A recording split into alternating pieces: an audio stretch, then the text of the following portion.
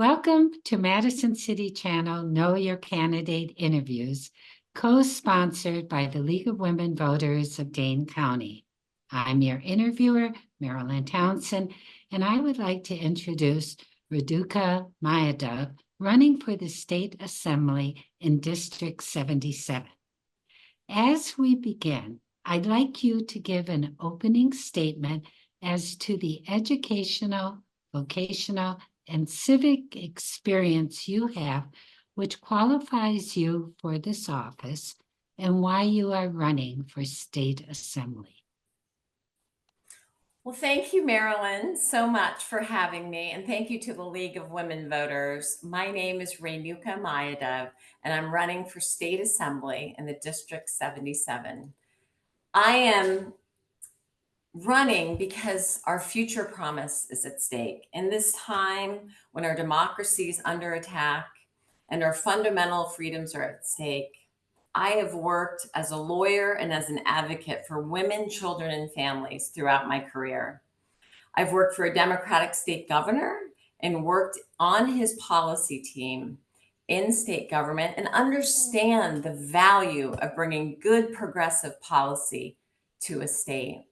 I worked for the Children's Defense Fund for Marian Wright Edelman, who you may know as a civil rights leader. And she taught me when we were advocating for children who can't vote, who can't lobby, they can't speak for themselves. She taught me we need to stand up when we see injustice. And that's what's going on right now. Our public schools have been ravaged and underfunded by administrations prior. We need to increase school funding. Our public health departments have also not gotten what they need to take care of working families. So there is so much at stake, and my background as a policy advocate, as a lawyer, will serve the district well as we embark on a new time in Wisconsin with these new maps. Is there any process you believe the Wisconsin legislature should put in place now for redistricting after the next national census? Yes. We need a state constitutional amendment that will end gerrymandering once and for all. People have a right to choose their representative rather than having politicians choose them. I support a nonpartisan redistricting process to ensure that incumbent politicians aren't choosing their voters and they're not manipulating the control of the legislature. We need an independent commission to draw fair maps and competitive districts that will protect all voters and will fully comply with the Voting Rights Act. Wisconsinites need to have a meaningful right to choose who represents them. And so we can do that in the state assembly. We can begin to have a nonpartisan redistricting independent commission. And there are states like Arizona and California who have done that, who we can model after. What issues, if any, do you think you could work effectively on a bipartisan manner in the next session? That's a great question. That's a great question. You know, as a child advocate, I've learned through the working in the legislature and in state government rather, and as an advocate, that there are so many issues that people on both sides of the aisles, policymakers, elected officials, care about, especially when you talk about children, especially when you talk about families and working families. And I've seen it firsthand. For example, last session, you may know there was a postpartum coverage bill for mothers and birthing people that are on Badger Care and give birth, that they can have a full year of coverage. And we know in Wisconsin, with our maternal mortality rates and morbidity rates and our infant mortality rates, that there's a lot of work to do, specifically in our communities of color. So 1 year postpartum makes so much sense. We need to have our mothers have coverage after giving birth. It's such a sensitive time. And we know that we have issues with postpartum depression and things that can be solved with access. So this bill passed the Senate, and there were Republicans on the bill. Unfortunately, the current leadership would not take up the bill and pass it. So now we're one of two states in the country, Wisconsin and Arkansas, who do not cover mothers and birthing people on Badger Care, which is more than 30% of our births. So that is our future, that we're robbing coverage for mothers during this most sensitive time. So that's where I would start. That's where I would start, Marilyn. What role, if any, do you think the legislature should have in addressing conditions in the Wisconsin prison system? Well, this is a very important question. You know, when I worked for a Democratic governor, Ted Strickland of Ohio, I was actually his policy lead on prisons. And you may know in Wisconsin, we have about 20,000 people incarcerated in our institutions. We're one of the top 20 sites for people locked up. So when we take away an individual's liberty, we have a constitutional obligation to take care of those individuals. And so we must have, and we've seen negligence and inaccountability in Waupun and not in Green Bay as severe as we've seen in Waupun, but we can do more. And there is committees at the legislature on prisons that can be having more oversight, calling for more work and more accountability.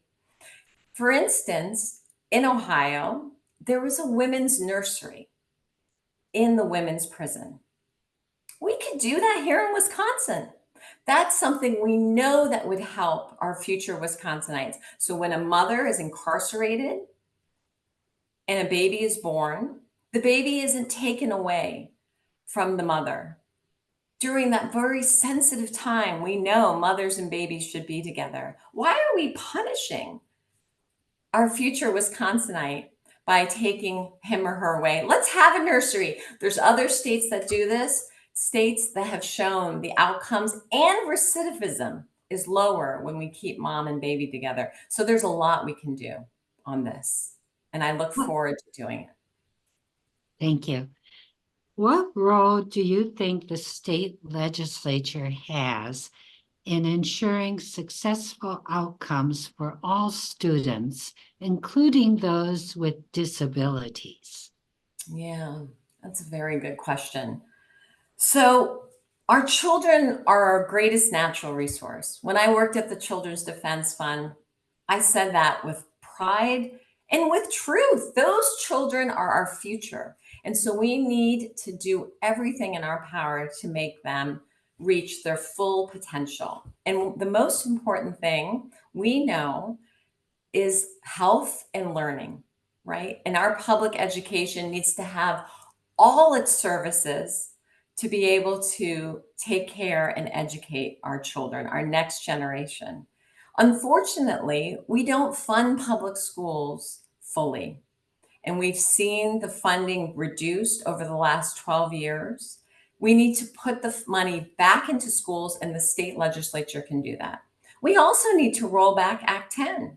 We need to allow teachers to collectively bargain so that they can have the resource of the conditions they need to be fully successful. We've seen class sizes go up.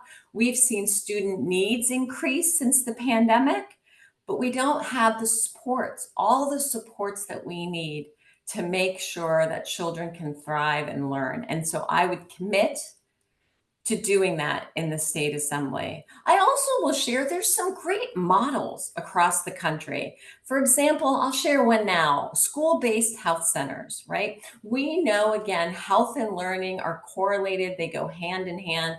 There are states and models around school-based health centers where families can go to that neighborhood school and get some services around asthma, around diabetes, things that can be done within the school. No transportation is needed, It's very convenient for a student if he or she or the individual needs services. They don't need to leave school. I have some great examples that I would love to see done in Wisconsin to increase both our outcomes educationally and then also the health of our children. What steps do you believe, if any, the legislature should take to address mental health and substance abuse disorders? Yeah. Well, it gets back to health again, right? It gets back to health. So our mothers, our families, we've seen it. I've seen it working at the UW. I work at the UW School of Medicine and Public Health, and I work on maternal child health issues. And I work with nonprofits and public health departments across the state. In fact, there's some work that I did most recently with Great Rivers United Way out in the western part of our state. And we've seen the substance use and how it's ravaged communities and families. And what we've learned through that work and what I saw is that we put supports in place. And this was some work around community health workers. So if we allow community health workers to meet families where they are when they're dealing with issues of substance use and behavioral health issues, we can start to connect them to providers. We can start to meet them where they are. Our healthcare system, as it's set up now, is very disconnected from where families are. So we've seen connectors like community health workers, doulas.